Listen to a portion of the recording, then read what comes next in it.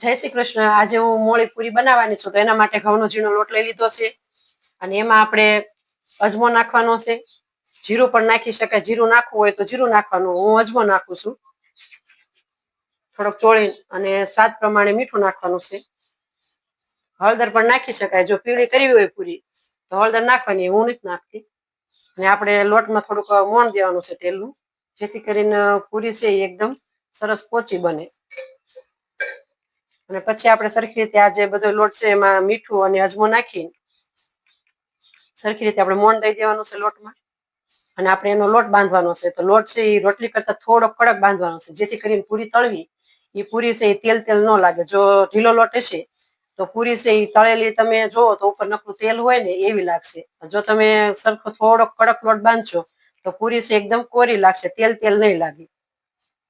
તો સરખી રીતે હવે આપણે આ મોણ દેવાઈ ગયું છે, તો હવે આપણે એને લોટ બાંધી લઈશું।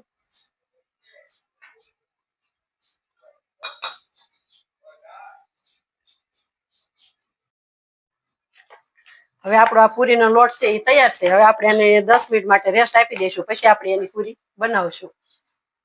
લોટ તૈયાર છે, હવે આપણે એના નાના નાના લુવા બનાવી લઈશું ગોળ પૂરી બનાવવા માટે।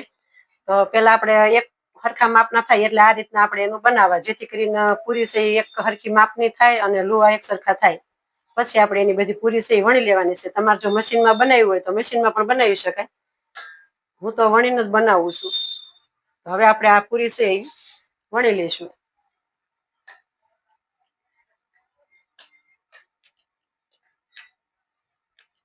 બધી પૂરી આ રીતના આપણે વણી લેવાની છે।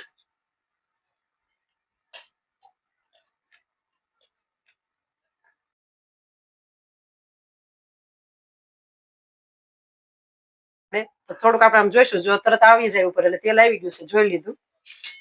હવે આપણે આ બધી પૂરી છે એમાં તળી લેવાની છે, બે બાજુ ફેરવી એટલે સરખી રીતે તળાઈ જાય।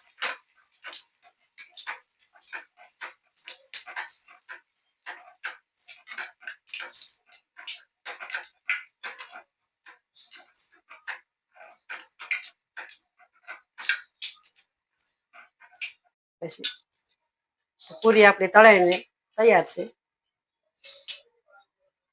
તેલ પણ પૂરીમાં ઓછું લાગશે અને સરખી રીતે નીતળી લેવાની છે, તો આપણી આ પૂરી છે એ તૈયાર છે।